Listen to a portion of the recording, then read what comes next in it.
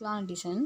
So hand நம்ம மேலே வந்து பொஃபு போடுவோம், குட்டி பொஃபா. ஸோ அந்த பொஃபு வச்சுருக்கேன். ஸோ இந்த பக்கம் 5, இந்த பக்கம் 5, 2 தான் வச்சுருக்கேன் இந்த பக்கமும். ஸோ போட்டு அவ்வளோ லுக்காக இருக்கும். காட்டன் சாரீ.